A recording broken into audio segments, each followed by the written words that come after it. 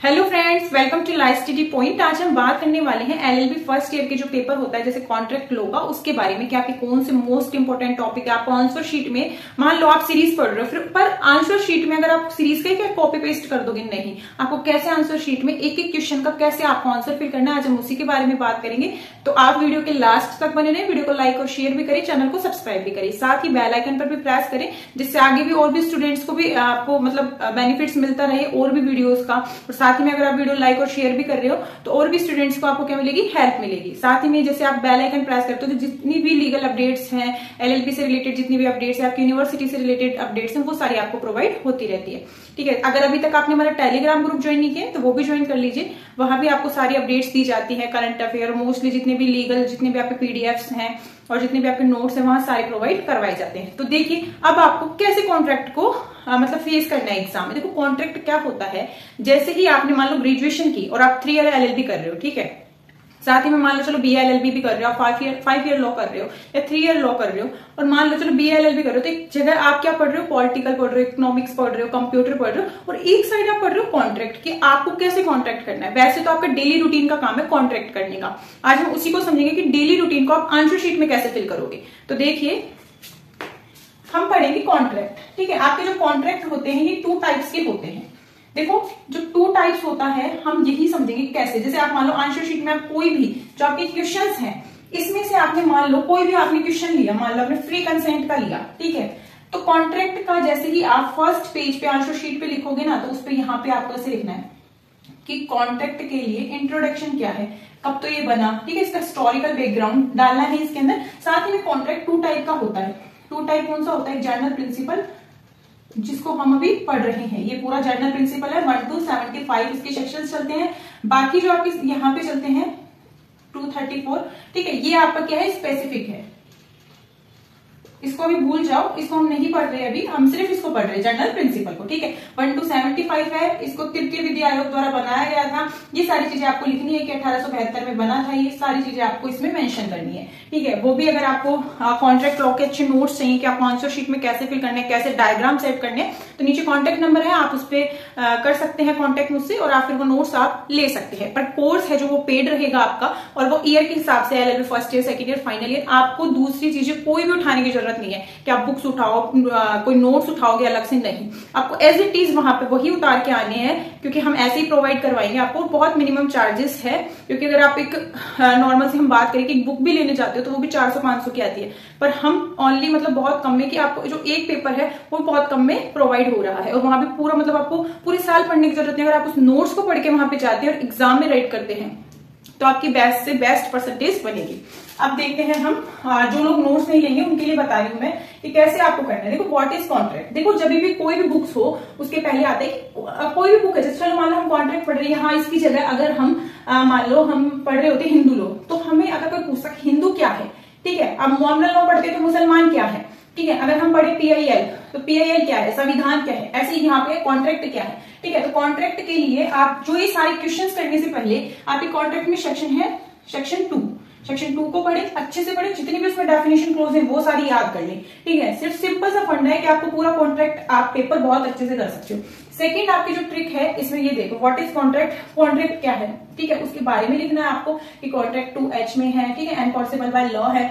फिर इसकी जो विशेषताएं हैं, विशेषता करने के लिए क्या होना चाहिए कि 2 पक्षकार हो, ठीक है, ऐसे लिखना है आपको। पहले आप जब कोई भी फर्स्ट क्वेश्चन करो तो उसमें ये डालो, उसके बाद अगर मान लो फ्री कंसेंट कर रहे हो, सक्षमता वाला कर रहे हो, किसी का भी कर रहे हो, फिर उसके बारे में उसका कंटेंट डालना है। ठीक है, ये सारी विशेषताएं लिखनी है, और लास्ट में ध्यान रखिए कंक्लूजन मीन्स निष्कर्ष लिखना है। निष्कर्ष लिख के ही आप क्वेश्चन का एंड करें। ठीक है, अब देखो हम देखते हैं ऑल कॉन्ट्रैक्ट एग्रीमेंट, मतलब एक क्वेश्चन है आपकी कि क्या सभी करार संविदा है या फिर सभी संविदाएं करार है, पर हाँ कॉन्ट्रैक्ट तो जितने भी होते हैं वो एग्रीमेंट से ही बनते हैं, तो जितने भी कॉन्ट्रैक्ट है वो सारे करार भी हैं, पर जितने एग्रीमेंट है वो सारे कॉन्ट्रैक्ट नहीं बन पाते लास्ट टाइम पे जाके। तो आपको उस केस में क्या करना है, देखो उस केस में पहले आपको एग्रीमेंट की डिटेल देनी है, पहले आपको इंट्रोडक्शन देना है इसका रिलेट करके, ठीक है, फिर उसके बाद आपको कॉन्ट्रैक्ट की देनी है, फिर all agreement are not contract, और फिर आपको लिखना है ऑल ये सारा, फिर एग्रीमेंट और कॉन्ट्रैक्ट में डिफरेंस बतानी है, और फिर आपको कंक्लूजन देना है। तो ये इसका आंसर होगा। प्रपोजल और एक्सेप्टेंस में देखिए जो 2A है सेक्शन 2A है उसे प्रपोजल की दे रखी है और एक्सेप्टेंस में है जो 2B में दे रखी है। तो उसके बारे में पूरा बताना है कि 2A क्या है। पहले प्रपोजल क्या होता है कि हम आम व्यवहार में देखते हैं कि हम एक शॉप पे जाते हैं, उसको बोलते हैं कि पेन देना, तो हमने क्या किया, पेन देना, ठीक है। फिर वो हमें क्या बताएगा, या फिर हमने पूछा कि ये पेन कितने का है, उसने बोला कि 20 रुपीज का है, ठीक है। तो हम क्या बोलेंगे, हम एक्सेप्ट कर रहे हैं या नहीं कर रहे। तो ये क्या हुआ, प्रपोजल हुआ उसकी साइड से और हमारी साइड से। अब एक्सेप्टेंस नहीं हुआ, एक्सेप्टेंस कब होगा, जब मैं बोलूंगी कि हाँ मुझे चाहिए और मैं उसको 20 रुपीज दूंगी और वो मुझे देगा। तो जो 20 रुपीज होंगे वो कंसिडरेशन है, ठीक है, और जो वो मुझे दे देगा तो यहाँ पे हमारा कॉन्ट्रैक्ट क्या हुआ, कंप्लीट हो गया, ठीक है। तो ये आप इसके बारे में बताओगे और इसके बारे में। बाकी आप जैसे सीरीज से पढ़ रहे हो, बुक से पढ़ रहे हो, तो उसमें जितना भी मैटर है नोट्स के रूप में कर लो, क्योंकि बाद में एग्जाम में क्या है, हॉटस्पॉट हो जाता है, ठीक है। तो इसमें दोनों के जैसे मान लो प्रपोजल वाला कोई क्वेश्चन कर रहे हो आप, ठीक है, तो प्रपोजल में आप क्या बताओगे, प्रपोजल की जो डेफिनेशन है वो बताओगे, कौन से सेक्शन में है वो बताओगे, कौन से चैप्टर में है वो भी बताओगे, ठीक है। चैप्टर का नेम क्या है, ये सारे अच्छे मतलब स्टूडेंट्स करते हैं ये सारे काम, ठीक है। फिर हम बात करेंगे सक्षमता की। सक्षमता क्या होता है कि अगर हम आम व्यवहार में बात करें तो आप यहाँ पे लिखोगे इंट्रोडक्शन, फिर हम लिखेंगे कि आम व्यवहार में अगर यदि हम बात करें सक्षमता की, तो हम सक्षम कब होते हैं, 18 साल के हमें क्या माना जाता है, मेजर पर्सन माना जाता है। पर अगर हम एक लॉ की बात करें, व्यस्तता अधिनियम की, तो वहां हम 21 के माने जाते हैं व्यस्क, ठीक है। और अगर हम शादी की बात करें कि कब वयस्क माना जाता है, तो 18 और 21, अभी जैसे वो मुद्दे बने रहते हैं कि 21, ये सारी चीजें आपको पूरी इसमें मेंशन करनी है, क्योंकि मैं डीपली नहीं जा रही कि यहाँ पे अमेंडमेंट हो रखा है, नहीं, मैं आपको एक हाईलाइट बता रही हूँ कि आप कैसे बना सकते हो, ठीक है। तो ये सक्षमता वाला बनाना है आपको पूरा अच्छे से, ठीक है। फिर उसके बाद आप लिखोगे कि जो सेक्शन 11 है उसके अंदर ये सारा बता रखा है। फिर एक केस है, इसमें बहुत मोस्ट इंपोर्टेंट केस है मोरी वीवी का, वो बताना है आपको, ठीक है। उसके बाद आप बताओगे कि यहाँ पे सिर्फ कृत्रिम व्यक्ति की बात नहीं की, यहाँ पे जो आपका नेचुरल पर्सन है मतलब मनुष्य है उसकी व्यस्तता की बात की गई है, ठीक है। ये सक्षमता के बारे में बताने जितने फिर केसेस है, फिर आप बुक से पढ़ रहे हो तो वो आप अच्छे से पूरा लिख दोगे, पर एक डेकोरम तैयार करना है कि आपको कैसे करना है। फिर फ्री कंसेंट के ऊपर आते हैं।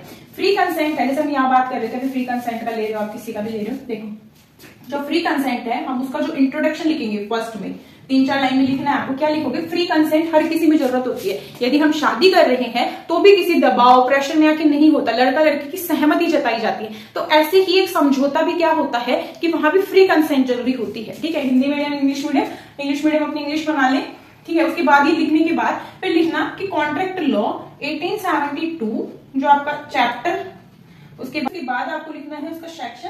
जैसे सेक्शन आपकी जो फ्री कंसेंट है वो आपके सेक्शन 14 के अंदर है, ठीक है।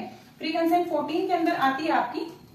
उसके बाद आपको उसके पार्ट्स बताने हैं कि अगर यदि फ्री कंसेंट नहीं होगी, अगर वो जैसे 15 टू और आपका जो 18 है वहां तक अगर आप उसको बता रहे हो तो पूरा कि यहाँ पे आपका प्रपीड़न है, इसमें कसर है, कपट है, और यहाँ पे आपका दुरुपदेशन है मतलब मिस रिप्रेजेंटेशन है, ये सारी चीजें बतानी है मतलब चार्ट के द्वारा। फिर उसके बाद उनकी डेफिनेशन देनी है, जितने भी आपके जैसे मान लो आप जो भी आपके केसेस है वो सारे देंगे। फिर ऐसे कंसिडरेशन में भी करना है, वॉइड कॉन्ट्रैक्ट में भी, जैसे समाश्रित संविदा है तो पहले संविदा का अर्थ समझाओ, फिर जो आपका कंटिजेंट जो कॉन्ट्रैक्ट है उसके बारे में बताओ, फिर उसके बाद में यही ये चार्ट बनाना है कि इंडियन कॉन्ट्रैक्ट एक्ट में इसमें चैप्टर में है और ये इसमें बता रखा है, फिर उनके सारे केसेस लॉ लिखो। फिर ऐसे ही जो आपका परफॉर्मेंस है मतलब जो संविदा है आपकी उसमें कौन कौन परफॉर्म करता है वो सारी चीजें बतानी है कि कहाँ पे आपका जब ब्रीच हो जाता है कि अगर दो पक्षकार आपस में जो कॉन्ट्रैक्ट करते हैं उसके जो रूल्स है वो फॉलो नहीं करते तो आपका क्या हो जाता है, ब्रीच कॉन्ट्रैक्ट हो जाता है, ठीक है। फर्स्टेशन ऑफ कॉन्ट्रैक्ट वो भी सेम एज इट इज जैसे ही मतलब करना है।